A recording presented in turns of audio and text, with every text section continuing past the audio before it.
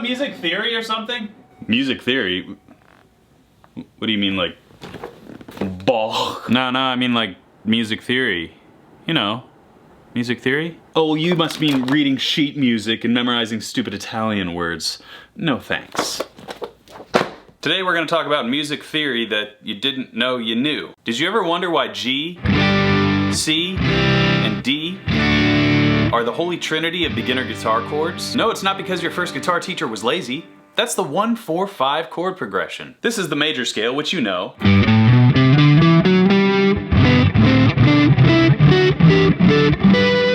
Do, re, mi, fa, sol, la, ti, do. That's the major scale. That's what all Western music is based upon. These 7 notes have 7 chords attached to them, and out of those available chords, your brain naturally likes this sound.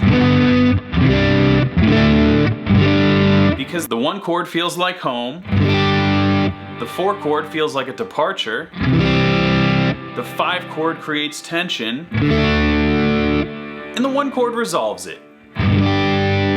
Think of it like playing fetch with a dog. The dog's waiting for you by your side, the 1 chord. You throw the ball, the 4 chord. He grabs it, the 5 chord.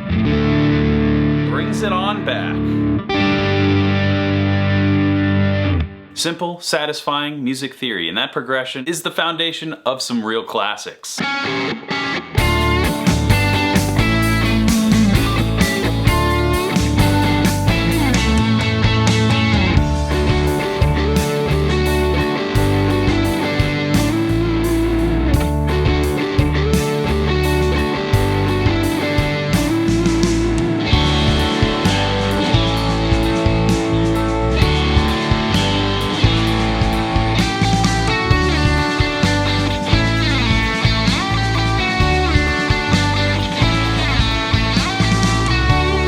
Of course, there are countless other chord progression combinations you can make with those 7 chords of the major scale, but needless to say, if you know the 1-4-5, you probably have all the ingredients to write a hit song. You're welcome. The next music theory thing you already know, well, you already know the minor pentatonic scale.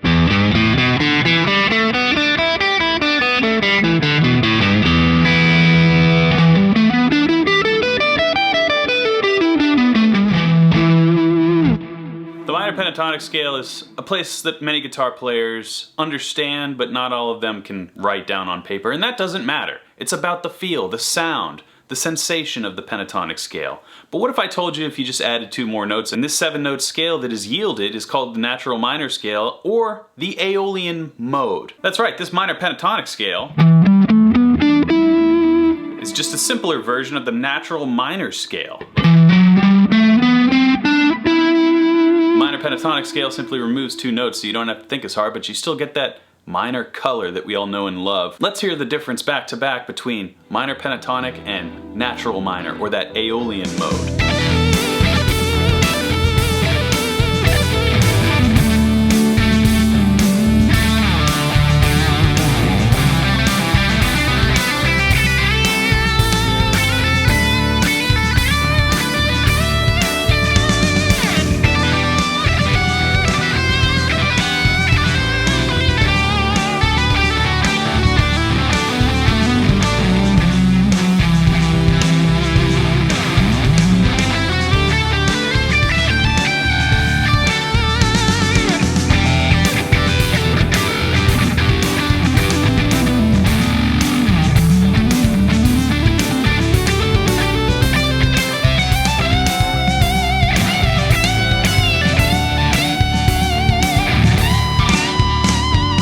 There's actually a whole slew of minor scales available to you, but the natural minor scale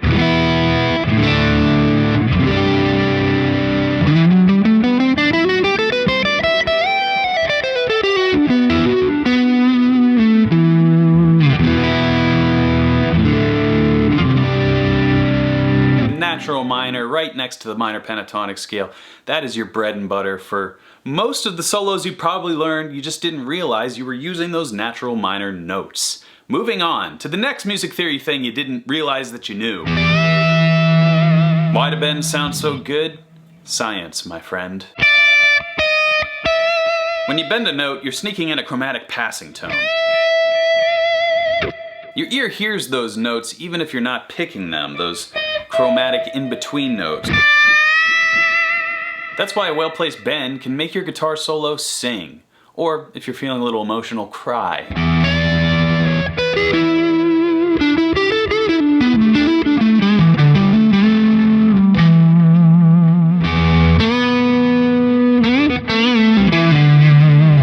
Bending can also help you access that very important guitar face, which we all, need to know where it is. So the next time you're hitting a bend, just tell people you're exploring chromaticism. They'll think you're a genius. And my favorite way to practice bending, in case you're interested, is this tried and true exercise where you simply play a scale. Let's take the B natural minor scale, for example. And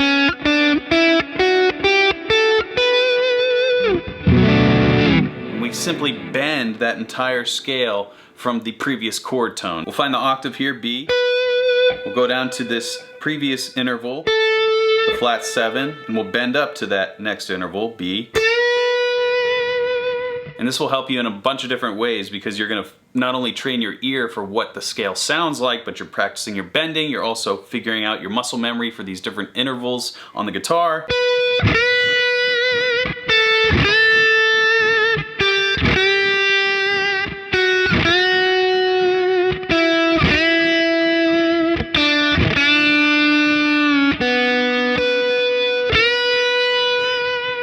You can also practice different fingers, different types of bending in this way.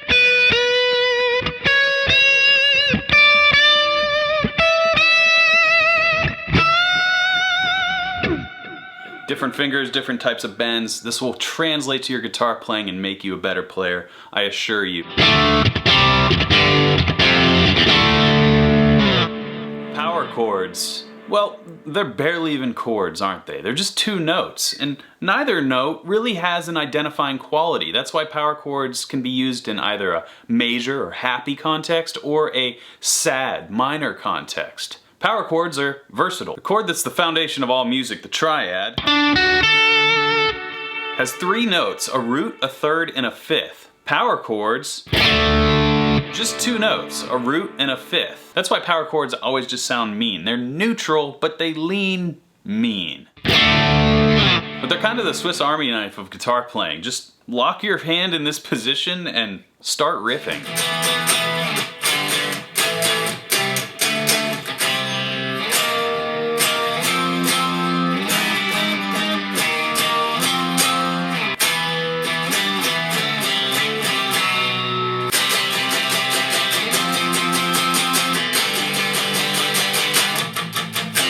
So if you've ever played a power chord, you're basically hacking tonalities, moving seamlessly between major and minor, you music theory nerd you.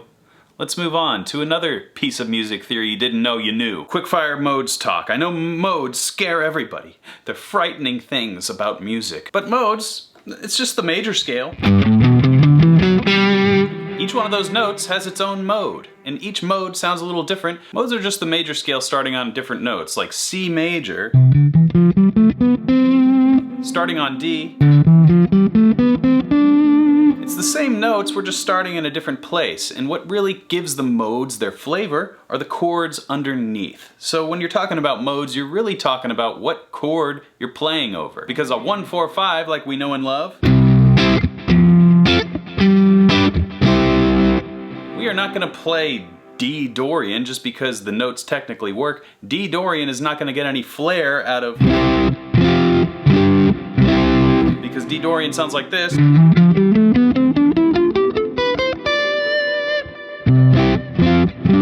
That doesn't really sound like they really fit together, even though they're the same notes. But if I play one mode position down,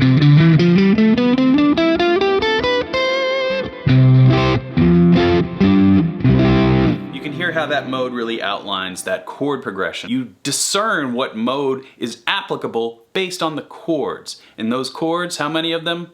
7 possible chords to assess. And what chords exist determine the modes. There are plenty of different resources in Guitar Super System that you can find in the description, where I go through chord progressions and different modes and why they are the way they are, what makes a Locrian progression, and what makes a Lydian progression, Mixolydian, Aeolian, Dorian, Phrygian.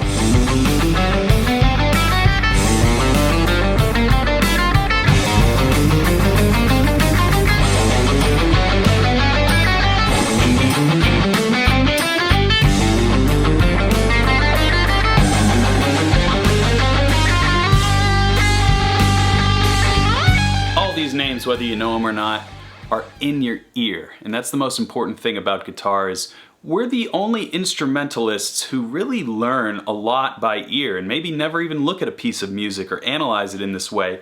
So music theory to us is sort of irrelevant, and some people can get a little defensive, like music theory might sap your soul if you learn about it. But a great man once told me you're never smarter for not knowing something.